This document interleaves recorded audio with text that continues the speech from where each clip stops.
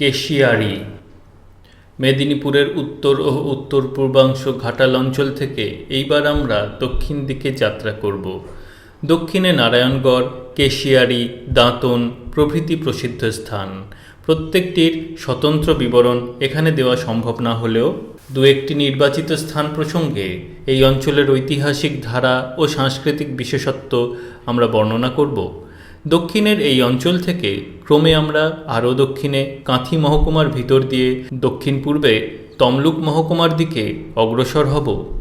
এইভাবে মেদিনীপুর জেলার কেন্দ্রস্থল মেদিনীপুর শহর কেন্দ্র করে চারিদিক ঘুরলে দেখা যায় যে মেদিনীপুরের উত্তরাংশের সঙ্গে দক্ষিণাঞ্চলের এবং পূর্বের সঙ্গে পশ্চিমাঞ্চলের সংস্কৃতিগত পার্থক্য আছে। এই পার্থক্য অবশ্য ঐতিহাসিক কারণেই ঘটেছে, কিন্তু তা ঘটলেও মেদিনীপুরের তথা পশ্চিমবঙ্গের ইতিহাসে এই পার্থক্য বিশেষ স্মরণীয়। দক্ষিণ মেদিনীপুর উড়িষ্যার বালেশ্বর সংলগ্ন। হিন্দু যুগের শেষ থেকে মুসলমান যুগের শেষ পর্যন্ত এই দুই অঞ্চলে ওড়িয়া ও বাঙালি সংস্কৃতির মধ্যে অনেক আদান প্রদান হয়েছে। কন্টাই রোড ও বেলদা স্টেশন থেকে কটক ট্রাঙ্ক রোডের পশ্চিম দিকে যে ডিস্ট্রিক্ট বোর্ডের রাস্তা গেছে তাকে কেশিয়ারি রোড বলে। এই রাস্তা বরাবর পশ্চিম দক্ষিণ দিকে গিয়ে কেশিয়ারি গ্রামের উত্তরে পড়েছে। কন্টাই রোড দিয়ে এই পথে কেশিয়ারি যাওয়া যায়। খড়গপুর স্টেশন থেকেও মোটর বাসে কেশিয়ারি যাওয়া চলে। আমরা কন্টাই রোডের পথ দিয়েই কেশিয়ারি গিয়েছিলাম। স্টেশন থেকে কুকাই গ্রাম পর্যন্ত প্রায় 8 মাইল পথ আমাদের হেঁটে যেতে হয়েছিল। কুকাই থেকে বিখ্যাত কুরুম্বেরা দুর্গ ও অন্যান্য ঐতিহাসিক দ্রষ্টব্য স্থান কাছে বলে আমরা এই গ্রামেই ছিলাম। গ্রামটিতে আদিবাসী লোধাদেরই বাস বেশি। কুকাই থেকে কেশিয়ারি মাইল 2-3 পথ। কেশিয়ারি, দাঁতন ও নারায়ণগড় তিনটি দক্ষিণ মেদিনীপুরের বিশেষ প্রসিদ্ধ স্থান। তিনটি স্থানেরই ঐতিহাসিক বৈশিষ্ট্য আছে, থাকাই স্বাভাবিক, কারণ তিনটি স্থানের পারস্পরিক দূরত্ব খুব বেশি নয়। মানচিত্রে একটি ত্রিভুজের 3টি কেন্দ্র বলে মনে হয়। 16 মাইল থেকে 12 মাইল আন্দাজ প্রত্যেকটি বাহুর দূরত্ব। প্রায় দ্বাদশ-ত্রয়োদশ শতাব্দী থেকে অষ্টাদশ শতাব্দীর মাঝামাঝি পর্যন্ত বাংলার এই দক্ষিণ পশ্চিম সীমান্তে ক্রমাগত একটার পর একটা রাজনৈতিক ঝড় বয়ে গেছে বললেও ভুল হয় না। মধ্যে মধ্যে তদানীন্তন রাজাদের প্রভাব প্রতিপত্তি ও পরাক্রমের জন্য কিছুকাল ধরে শান্তি স্থাপিত হয়েছে, কিন্তু তা দীর্ঘস্থায়ী হয়নি। আবার এক সাময়িক রাজনৈতিক ঘূর্ণাবর্তের মধ্যে পড়ে সমস্ত শৃঙ্খলা ও শান্তি নষ্ট হয়ে গিয়েছে। আনুমানিক 500 বছর ধরে ক্রমাগত ঐতিহাসিক উত্থান পতনের আঘাত পেয়ে পেয়ে মেদিনীপুরের দক্ষিণাঞ্চলের এই অংশে কোনো সুপরিকল্পিত সংস্কৃতিসৌধ ভিত্তি থেকে চূড়া পর্যন্ত সুশৃঙ্খল ধারায় গড়ে ওঠার অবকাশ পায়নি।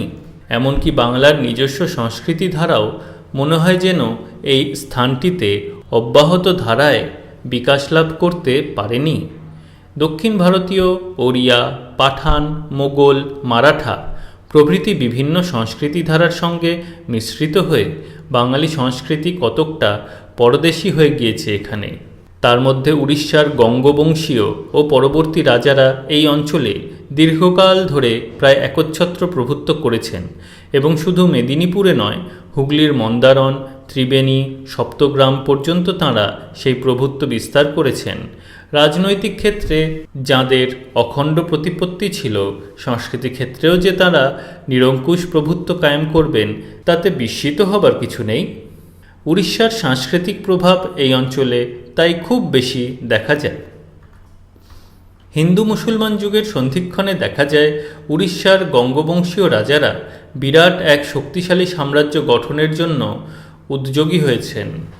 দক্ষিণ মেদিনীপুরের অনেকটা অংশ এদিকে মন্দারণ পর্যন্ত রাজ্য বিস্তৃত করে তাঁরা প্রবল পরাক্রমে রাজত্ব করতে আরম্ভ করেছেন। এদিকে মুসলমান অভিযানও আরম্ভ হয়েছে। নদিয়া বিজয়ের পর মুসলমানরা প্রথমেই পশ্চিমবঙ্গ বা রাঢ় দেশ জয় করেননি। রাঢ় দেশ জয় করতে দীর্ঘকাল ধরে তাঁদের সংগ্রাম করতে হয়েছিল। এই সময় মুসলমান অভিযান প্রতিরোধ করে দাঁড়িয়েছিলেন প্রধানত উড়িষ্যার স্বাধীন রাজারা। পশ্চিম বাংলার কতকটা অঞ্চল তখন তাঁদেরই দখলে, প্রায় দামোদর পর্যন্ত তখন তাঁদের রাজ্যের সীমানা। পদে পদে উড়িষ্যার রাজারা পশ্চিমবঙ্গে মুসলমান অভিযান প্রতিহত করার চেষ্টা করেছেন। রাঢ় দেশে লখনৌর পর্যন্ত ব্র্যাকেটে বীরভূমের নগর বা রাজনগর ব্র্যাকেট ক্লোজড মুসলমানদের অধিকার সীমান্ত প্রতিষ্ঠিত হলেও ত্রয়োদশ শতাব্দীর গোড়াতে গঙ্গরাজা তৃতীয় অনঙ্গ ভীমের ব্র্যাকেটে 1211 থেকে 1238 খ্রিস্টাব্দ ব্র্যাকেট ক্লোজড দূরদর্শী বীরমন্ত্রী ও সেনাপতি বিষ্ণু রাঢ় দেশে অভিযান করে লখনৌর দখল করেন। সুলতান গিয়াসউদ্দিন খিলজি লখনৌর পুনরুদ্ধার করেন। তুঘরল তুঘানের অভিযানের সময়ও তৃতীয় অনঙ্গ ভীমদেবের পুত্র রাজা নরসিংহদেব ব্র্যাকেটে 1238 খ্রিস্টাব্দ ব্র্যাকেট ক্লোজড প্রবলভাবে প্রতিরোধ করেন। পশ্চিমবঙ্গে তখন ক্ষুদ্র ক্ষুদ্র হিন্দু সামন্ত নৃপতিদের অভাব ছিল না। সপ্তগ্রাম, নদিয়া প্রভৃতি অঞ্চলে তাঁরা ছড়িয়েছিলেন। উড়িষ্যার গঙ্গরাজাদের প্রতিরোধ সংগ্রামের প্রতি তাঁদের যথেষ্ট সহানুভূতিও ছিল। সপ্তগ্রাম ব্র্যাকেটে Satgaon was still unsubdued and the district of Nadia was strewn with semi-independent Hindu rajas. These were little likely to offer any opposition to the northward expansion of the mighty Hindu power of Orissa, which was their only safeguard against the rapacity of the Turks. ব্র্যাকেটে history of Bengal volume 2 page 48 bracket closed ঐতিহাসিক সন্ধিক্ষণের এই সুযোগেও কতকটা উড়িষ্যার রাজাদের পক্ষে পশ্চিমবঙ্গে আধিপত্য বিস্তার করা সহজ হয়েছিল। ত্রয়োদশ থেকে ষোড়শ শতাব্দী পর্যন্ত এই সংগ্রাম চলতে থাকে এবং তার ফলে দেশের মধ্যে চরম বিশৃঙ্খলা দেখা দেয়। প্রধানত দক্ষিণ পশ্চিম বাংলা ও দক্ষিণ মেদিনীপুরের উপর দিয়েই যে বিপর্যয়ের ঝড় বেশিরভাগ বয়ে যায় তাতেও কোনো সন্দেহ নেই। দেশের এই আভ্যন্তরিক বিশৃঙ্খলার আভাস আমরা চৈতন্যচরিত সাহিত্যে পাই। তারপর আরম্ভ হয় মোগলদের অভিযান। দাউদ খান মোগলদের বিরুদ্ধে বিদ্রোহ করেন 1574 সালে। পশ্চাৎধাবিত হয়ে দাউদ খান সপ্তগ্রাম থেকে দিন কেশারি ব্র্যাকেটে কেশিয়ারি ব্র্যাকেট ক্লোজড পলায়ন করেন এবং সেখানে সৈন্য সামন্ত সংগ্রহ করে মোগল অভিযান প্রতিরোধ করার জন্য প্রস্তুত হন। তোডরমল্ল নতুন সৈন্য সামন্ত সমাবেশ করে লড়াইয়ের জন্য প্রস্তুত হন। বর্তমান কেশিয়ারির দক্ষিণে দাঁতনের উত্তরে মোগলমারি নামক স্থানে মোগল পাঠানে যুদ্ধ হয়। বাংলায় ও উড়িষ্যায় আধিপত্য বিস্তার করা নিয়ে মোগলদের সঙ্গে পাঠানদের সবচেয়ে বড় প্রথম ঐতিহাসিক সংগ্রাম হয় এইখানে 1575 সালের মার্চ মাসে। এই মোগল পাঠান যুদ্ধের জন্যই এই স্থানটির নাম মোগলমারি, এই কথা অনেকে বলেন। The battle is still commemorated by the name of a village near the Orissa Grand Trunk Road, 2 miles north of Danton village, viz. Almari, that is the Mughals' slaughter, and it is known as the Battle of Mughalmari, bracketed WBCE, Mindnapur District Handbook Introduction, bracket closed. সাধারণত সকলে এই কথাই বলেন যে মোগলমারি পত্তি হয়েছে মোগলদের যেখানে মারা হয়েছে এই অর্থ থেকে, কিন্তু একথার ভাষাগত এই অর্থ মনে হয় ভুল। মৌলভী আব্দুল ওয়ালি মন্তব্য করেছেন যে ইতিহাস ও ভাষাতত্ত্ব দুদিক থেকেই একথার অর্থ তা হয় না। মোগলরা এখানে পাঠানদের মেরেছিল, পাঠানরা মোগলদের মারেনি। আর মারি নয়, মারি। মারি কথার অর্থ পথ বা রাস্তা। মোগলমারি কথার অর্থ মোগলদের পথ। এই পথের উপরে মোগল পাঠানের যুদ্ধ হয়েছিল বলে নাম মোগলমারি, ব্র্যাকেটে মোগলমারি নয়, ব্র্যাকেট ক্লোজড। এছাড়া অন্যভাবে একথার অর্থ করা সব দিক দিয়েই ভুল। নারায়ণগড়ের রাজার উপাধি ছিল মারি সুলতান বা পথের সম্রাট, বাদশাহী পথের রাজা। মোগল মারি কথার অর্থও তাই। To interpret the word differently would be historically, geographically and philologically incorrect. ব্র্যাকেটে Maulvi Abdul Wali, notes on archaeological remains in Bengal, journal Asiatic society, volume 20, number 7, bracket closed. Pathan ও মোগলরা ছাড়াও মারাঠাদের কর্তৃত্ব এ অঞ্চলে কিছুকাল প্রতিষ্ঠিত ছিল। অষ্টাদশ শতাব্দীর মাঝামাঝি নবাব আলীবর্দী খাঁ মারাঠাদের সঙ্গে চুক্তি করে উড়িষ্যা সহ মেদিনীপুরের দক্ষিণাঞ্চলের অনেকটা অংশ তাদের ছেড়ে দিয়েছিলেন। মারাঠাদের শাসন ও উপদ্রবের চিহ্ন এবং কিংবদন্তিও এই অঞ্চলে তাই যথেষ্ট দেখা যায়। ইতিহাসের এই উত্থান পতনের অনেক নিদর্শন আজও কেশিয়ারি ও তার পাশাপাশি অঞ্চলে দেখা যায়। উড়িষ্যার রাজাদের প্রভুত্বের নিদর্শন এখানকার মন্দিরে ও তার গায়ের শিলালিপিতে উৎকীর্ণ রয়েছে। বড় বড় জলাশয় ও পুষ্করিণীও আছে অনেক। পাত্রমা, নায়কা, বিদ্যাধর প্রভৃতি পুষ্করিণীর নাম থেকেও উড়িষ্যার কীর্তির আভাস পাওয়া যায়। কুকাই গ্রামের অনতিদূরে কুরুমবেড়া নামে যে প্রাচীন দুর্গের বিরাট নিদর্শন দেখা যায়, তার গায়ের শিলালিপি থেকে জানা যায় যে উড়িষ্যার রাজা কপিলেশ্বর দেব এই সেনানিবাস তৈরি করেছিলেন পঞ্চদশ শতাব্দীর তৃতীয় চতুর্থ দশকে। পাঠান রাজত্বকালে এই সেনানিবাস থেকে কতবার যে উড়িষ্যার রাজারা প্রতিরোধ অভিযান করেছেন তার ঠিক নেই। সেনানিবাস যে কতবার দুই পক্ষের মধ্যে হাতবদল হয়েছে তাও বলা যায় না। মোগল অভিযানের সময়ও এই কুরুমবেড়া সেনানিবাস বিদ্রোহী পাঠানদের এবং মোগলদের হস্তগত হয়েছে। মারাঠা অভিযানের সময় মারাঠারাও নিশ্চয় উড়িষ্যা বাংলার পথের উপর তৈরি এই সুন্দর সেনানিবাসটির সদ্ব্যবহার করতে ভুলে যায়নি। সত্যি ঐতিহাসিক দুর্গ এই কুরুমবেড়ার দুর্গ। কুরুমবেড়া ছাড়াও পাঠান মোগল আমলের ঐতিহাসিক নিদর্শন কেশিয়ারি অঞ্চলে অনেক আছে। পাশাপাশি স্থান ও গ্রামের নাম রয়েছে মোগলপাড়া, ঔরঙ্গাবাদ, কাশিমপুর, হাসিমপুর, রেজ্জাকপুর ইত্যাদি।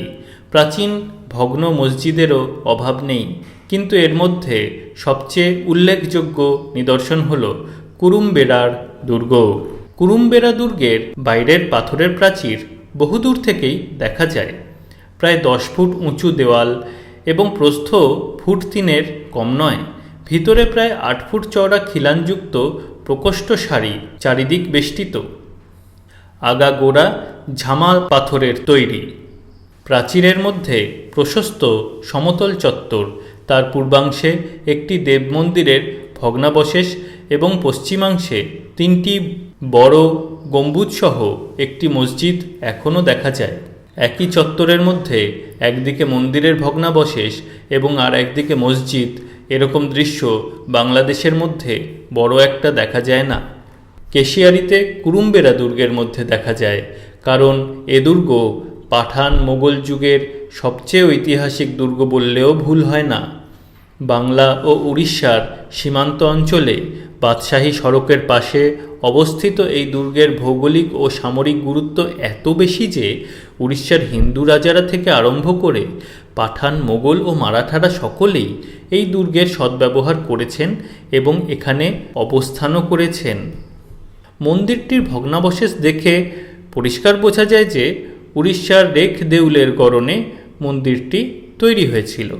রাজা কপিলেশ্বর দেব পঞ্চদশ শতাব্দীতে এই মন্দির তৈরি করে বোধহয় এখানেই শিব প্রতিষ্ঠা করেছিলেন। মসজিদের গায়ে যে শিলালিপি উৎকীর্ণ রয়েছে তাতে দেখা যায় যে সম্রাট ঔরঙ্গজীবের আমলে মোহাম্মদ তাহির এই মসজিদ নির্মাণ করেন এবং আন্দাজ 1691 খ্রিস্টাব্দে কুরুমবেড়া দুর্গ মোগলদের সেনানিবাসে পরিণত হয়। দুর্গ প্রাঙ্গণে মন্দির ভেঙে সেই জন্য মসজিদ তৈরি করা হয়। লক্ষণীয় হল মন্দিরের ভিত্তিকোণ ও ভগ্নস্তূপ এখনও অপসারিত হয়নি। কুরুম্বেরা দুর্গের নিদর্শন ছাড়াও কেশিয়ারি অঞ্চলে মন্দির ও মসজিদ আরও অনেক আছে। মন্দিরগুলি সবই যে উড়িষ্যার রাজাদের আমলে তাদের দ্বারা বা তাদের স্থানীয় অমাত্যদের দ্বারা প্রতিষ্ঠিত তাতে সন্দেহ নেই। দেবদেউলের দিক থেকে মেদিনীপুরের নিজস্ব বৈশিষ্ট্য হল দেবালয় স্থাপত্যের। যে কোনো অসাবধানীর চোখেও এ বৈশিষ্ট্য ধরা পড়বে। বৈশিষ্ট্যটি এই: বিষ্ণুপুর ও আরামবাগ সংলগ্ন ঘাটাল অঞ্চলে ছাড়া মেদিনীপুর জেলার অন্যান্য সমস্ত অঞ্চলে উড়িষ্যার দেবালয় স্থাপত্যের প্রভাব অত্যধিক। ঝাড়গ্রাম, মেদিনীপুর সদরের উত্তর দক্ষিণ, কাঁথি ও তমলুক মহকুমায় এই প্রভাব এত বেশি যে বাংলার নিজস্ব দোচালা, চৌচালা বা আটচালা গড়নের মন্দির প্রায় দেখাই যায় না বলা চলে। বিষ্ণুপুরের প্রভুত্ব সীমানার মধ্যে গড়বেতা, চন্দ্রকোনা পর্যন্ত বাংলা দেবালয় স্থাপত্যের অস্তিত্ব দেখা যায়, তার বাইরে বিশেষ দেখা যায় না বললেই চলে। শিলাই ও রূপনারায়ণের কোল থেকে ক্রমে পশ্চিমে যত কাঁসাই ও সুবর্ণরেখার দিকে অগ্রসর হওয়া যায় ততই দেখা যায় যে মন্দিরের গড়ন বদলাচ্ছে এবং বাংলা মন্দির ছেড়ে আমরা উড়িষ্যার রেখ দেউল প্রধান অঞ্চলে প্রবেশ করছি। সুদীর্ঘ ৬-৭ শতাব্দী ব্যাপী উড়িষ্যার গঙ্গবংশীয় ও তৎপরবর্তী রাজাদের একচ্ছত্র রাষ্ট্রীয় প্রভুত্বের নিদর্শন এই দেবালয় স্থাপত্য। একসময় উড়িষ্যার দোর্দণ্ড প্রতাপ রাজারা দক্ষিণ পশ্চিম বাংলার অনেকটা অঞ্চল অধিকার করে তাদের রাষ্ট্রীয় কর্তৃত্ব কায়েম করেছিলেন। বাংলার রাষ্ট্রীয় সীমানাকে সংকুচিত করে তাঁরা প্রায় দামোদরের তীর পর্যন্ত তাকে ঠেলে এনেছিলেন। পাঠান মোগল আমলের রাষ্ট্র বিপর্যয়ের সময় উড়িষ্যার এই স্বাধীন রাজারাই ছিলেন সবচেয়ে শক্তিশালী রাজা এবং পশ্চিম বাংলার ছোট ছোট সামন্ত রাজারা ঐতিহাসিক প্রয়োজনেই তাদের মুখাপেক্ষী হতে কিছুটা বাধ্য হয়েছিলেন। এরকম রাষ্ট্রীয় আধিপত্য যারা কয়েক শতাব্দী ধরে প্রতিষ্ঠা করেছিলেন তাদের সাংস্কৃতিক প্রভাবের কিছু কিছু নিদর্শন যে থাকবে তাতে বিস্মিত হবার কিছু নেই। মেদিনীপুরের দক্ষিণ পশ্চিমাঞ্চলে সেই নিদর্শনই দেখা যায়। সেকালের রাজা মহারাজারা, নবাব, বাদশাহরা সাংস্কৃতিক স্বীকৃতি বলতে প্রধানত বুঝতেন দেবালয় প্রতিষ্ঠা বা মসজিদ নির্মাণ। ধর্মই ছিল মধ্যযুগীয় সমাজের সংস্কৃতির প্রাণস্বরূপ। ধর্মকর্মের মধ্য দিয়েই তাই রাজা বাদশাহরা, তাদের সামন্ত ও জমিদার জায়গিরদাররা তাদের সাংস্কৃতিক ক্রিয়াকর্মের ইচ্ছা প্রকাশ করতেন। এই প্রকাশের সবচেয়ে বড় নিদর্শন হল দেবালয়, মসজিদ, গির্জা ইত্যাদি। ক্ষমতাশালী ব্যক্তির পক্ষে দেবদেউল প্রতিষ্ঠার চেয়ে মহত্তর কাজ আর কিছু ছিল না। রাজাদের তো নয়ই, দক্ষিণ পশ্চিমবঙ্গে উড়িষ্যার রাজারা এবং তাদের অধীন সামন্তরা তাই দেবালয় প্রতিষ্ঠা করেছেন এবং স্বভাবতই সেগুলি তাঁরা বাঙালি শিল্পী দিয়ে করাননি, নিজেদের দেশের ওড়িয়া শিল্পীদের দিয়ে তৈরি করিয়েছেন। ওড়িয়া শিল্পীদের সংস্রবে বাঙালি শিল্পীরাও লাভবান হয়েছেন। উড়িষ্যার রাজাদের প্রভুত্বকালে ওড়িয়া ও বাঙালি শিল্পীদের এই ভাব বিনিময় একটি উল্লেখযোগ্য ঘটনা। বাঙালি শিল্পীরা জগমোহন বাদ দিয়ে দেউল গড়েছিলেন এবং তার কয়েকটি ঐতিহাসিক নিদর্শনও পশ্চিমবঙ্গে আছে। কিন্তু শেষ পর্যন্ত দেউলের একটি ক্ষুদ্র প্রতিকৃতিকে তাঁরা রত্নে পরিণত করে তাই দিয়ে বাংলার একরত্ন, পঞ্চরত্ন ও নবরত্ন মন্দির গড়েছেন। বাংলার আসল দেবালয়ের গড়নটিকে মনুষ্যালয়ের গড়ন থেকে বিচ্ছিন্ন করে দূরে ঠেলে দেননি। সারা ভারতবর্ষের মধ্যে কেবল বাংলাদেশেই দেবতার ঘর আর সাধারণ মানুষের ঘরের গড়নের মধ্যে কোনো পার্থক্য নেই। বাংলাদেশে দেবতারা কখনো রাজা বাদশাহের মতন স্বতন্ত্র প্রাসাদের দূর অভ্যন্তরে অদৃশ্য গর্ভগৃহের সিংহাসনে প্রতিষ্ঠিত হননি। বাংলার সাধারণ মানুষের একান্ত আপনার জনের মতন সাধারণ বাংলার দোচালা, চারচালা, আটচালা ঘরেই তারা বাস করেছেন। বাঙালির চোখ যে দেবালয় দেখতে অভ্যস্ত তা বাংলার বাইরে কোথাও নেই। মেদিনীপুরের দক্ষিণে গেলে প্রধানত দেবালয় দেখলে হঠাৎ মনে হয় যেন বাইরে চলে এসেছি। কেশিয়ারি বা তার পার্শ্ববর্তী অঞ্চলে বাংলা রীতির মন্দির দেখা যায় না। কেশিয়ারির সবচেয়ে বিখ্যাত দেবী হলেন সর্বমঙ্গলা দেবী এবং তার মন্দিরটি এ অঞ্চলের উল্লেখযোগ্য মন্দির। সর্বমঙ্গলার মন্দিরের গড়নের মধ্যে একটা বৈশিষ্ট্য দেখা যায়। মন্দিরটি পুরো রেখ মন্দির নয়, আবার বাংলা মন্দিরও নয়, এক বিচিত্র গড়ন মন্দিরের। কেশিয়ারির জগন্নাথের মন্দিরটি রেখ মন্দির, কিন্তু সর্বমঙ্গলার মন্দির তা নয়। থাকে থাকে সাজানো টায়ারের মতন চাল, তার উপরে বেকি আমলক ও খপুরি, পাদ জঙ্ঘা গণ্ডি বেকি খরপর সংযুক্ত ওড়িয়া দেউল নয়। কেশিয়ারির মঙ্গলা মাড়ো পল্লীর মাঝখানে সর্বমঙ্গলা মন্দির প্রতিষ্ঠিত। মন্দিরটি পূর্ব পশ্চিমে প্রাচীর দেওয়া এবং 3টি অংশে বিভক্ত। সামনে প্রশস্ত প্রাঙ্গণ, তার পশ্চিমে সিংহদ্বার, পূব দিকে দোলমণ্ডপ, নহবতখানা ইত্যাদি। সামনের সিঁড়ি দিয়ে বারদুয়ারি নামে 12টি খিলানযুক্ত নাটমন্দিরে প্রবেশ করতে হয়। সিঁড়ির দুই পাশে 2টি পাথরের বড় বড় সিংহের মূর্তি। বারদুয়ারি নাটমন্দিরের মাঝখানে একটি ঘণ্টা টাঙানো, প্রকাণ্ড ঘণ্টা। যাত্রীরা মন্দিরে যাতায়াতের সময় ঘণ্টা বাজিয়ে যান। বারদুয়ারি নাটমণ্ডপ থেকে পশ্চিমমুখে অগ্রসর হয়ে পূর্বদ্বারী দ্বিতীয় অংশ জগমোহনে প্রবেশ করতে হয়। এই জগমোহনে সর্বমঙ্গলা দেবীর বাহ্য পূজার অনুষ্ঠানাদি অর্থাৎ দুর্গোৎসব, কালী পূজা, নিত্য পূজা, হোম ইত্যাদি সম্পন্ন হয়। জগমোহনের উত্তর ও দক্ষিণ দিকের দেয়ালে আলো আসার জন্য ছোট ছোট গবাক্ষ আছে। জগমোহন পার হয়ে পূর্বদ্বারী সর্বমঙ্গলা মন্দিরে প্রবেশ করতে হয়। মন্দিরের অভ্যন্তর প্রশস্ত, কিন্তু মাঝখানে দেবীর চতুষ্কোণাকার উঁচু মঞ্চ অনেকটা স্থান অধিকার করে থাকার জন্য চারিদিকে 2-3 ফুট মাত্র জায়গা আছে। নাটমন্দির, জগমোহন ও আসল মন্দির 3টি একই ধরনের 4চালা গৃহের মতন তৈরি। কেবল চালাগুলি থাক বিশিষ্ট টায়ারের মতন এবং শিখরে বেকি আমলক ইত্যাদি আছে। প্রাচীন এক শ্রেণীর বাংলা মন্দিরের গড়ন 4চালা টায়ারের মতন ছিল। তাতে মনে হয় এখানে উড়িষ্যার শিল্পীরা কোনো প্রাচীন বাংলা মন্দিরকে উড়িষ্যার ঢঙে গড়তে গিয়ে বাংলা ও ওড়িয়া রীতির মধ্যে যেন একটা সমন্বয় করার চেষ্টা করেছেন।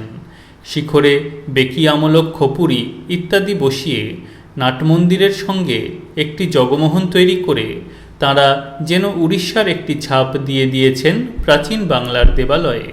সর্বমঙ্গলা মন্দিরের অনতিদূরে যে কাশীশ্বর শিব মন্দির আছে, সেটিও এই ধরনের একটি জোড়াতালির বিচিত্র নিদর্শন। অথচ কেশিয়ারির মধ্যেই যে বিরাট জগন্নাথের মন্দির আছে, সেটি খাঁটি উড়িষ্যার রেখ দেউল। এমনকি কুরুম্বেরা দুর্গের মধ্যে উড়িষ্যার রাজা যে দেবালয়ে শিব প্রতিষ্ঠা করেছিলেন, তার ভগ্ন নিদর্শনগুলি দেখে পরিষ্কার বোঝা যায় যে সেটি একটি পাথরে রেখ দেউল ছিল। সুতরাং কেশিয়ারিতে উড়িষ্যার রাজাদের আধিপত্যকালে বেশ কয়েকটি রেখ দেউল প্রতিষ্ঠিত হয়েছিল বোঝা যায়, কিন্তু সর্বমঙ্গলা দেবীর এবং ভৈরব কাশীশ্বর শিবের মন্দির পরিপূর্ণ রেখ দেউল তো নয়ই, 4চালা বাংলা টায়ার আকারের মন্দির ও উড়িষ্যার কয়েকটি বিশেষত্বের এক বিচিত্র সমন্বয়। তার কারণ কি? মনে হয় উড়িষ্যার রাজাদের প্রতিপত্তির আগে থেকেই এখানে শিব ও সর্বমঙ্গলা দেবী প্রতিষ্ঠিত ছিলেন এবং তাঁদের দেবালয়ও ছিল। বঙ্কিম চালা বিশিষ্ট 4চালা বা 8চালা দেবালয় হয়তো ছিল না, তার বদলে প্রাচীন টায়ারযুক্ত 4চালা বাংলা মন্দির ছিল। উড়িষ্যার শিল্পীরা সেটিকে ওরিয়ান্তরিত করেছেন, উপরে বেকি আমলক খপুরি দিয়ে এবং নাটমন্দির ও মন্দিরের মধ্যে জগমোহন তৈরি করে। বারদুয়ারি নাটমন্দিরের সামনের দেয়ালে একটি ওড়িয়া শিলালিপি আছে। শিলালিপির অক্ষরগুলি তত স্পষ্ট নয়, না হলেও যেটুকু পাঠোদ্ধার করা সম্ভব হয়েছে তাতে দেখা যায় যে 1532 শকাব্দে অর্থাৎ 1610 খ্রিস্টাব্দে লিপিটি উৎকীর্ণ। রাজা মানসিংহ জনৈক শাহ সুলতানকে কেশিয়ারির রাজস্ব কেন্দ্রে নিযুক্ত করেছিলেন। সুলতান সাহেবের অধীন সুন্দর দাস নামে প্রধান কর্মচারী এবং অর্জুন মহাপাত্র নামে দেওয়ানের তত্ত্বাবধানে বনমালী দাস নামে স্থানীয় কোনো মিস্ত্রি এই মন্দির নির্মাণ করেছিলেন। নাটমন্দির ছাড়া জগমোহনের প্রবেশদ্বারের পাশের দেওয়ালে পাথরে উৎকীর্ণ আরেকটি ওড়িয়া শিলালিপি আছে।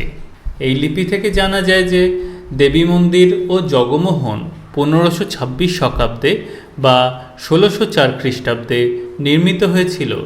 এছাড়া আরও একটি শিলালিপি আছে সিংহাসনের পাশে, উৎকল অক্ষরে তাতে খোদাই করা আছে, শ্রী মানসিংহ মহারাজ শুভ রাজ্যে নিজ কুলে কুমুদানন্দ শ্রীল শ্রী রঘুনাথ শর্মা ভূমিপ সুত শ্রী চক্রধর শর্মা প্রকাশিলে সর্বমঙ্গলা প্রতিমা স্থিতি, শকাব্দ 1526, কামিলা রতুপাত্র।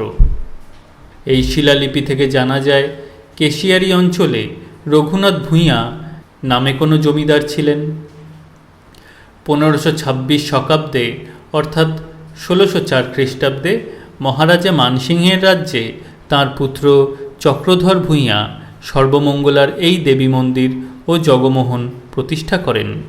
সর্বমঙ্গলা দেবীর সামনে বৃত্তাকার তাম্রফলকে আঁকা অষ্টদল পদ্মের মধ্যে ভুবনেশ্বরী যন্ত্র।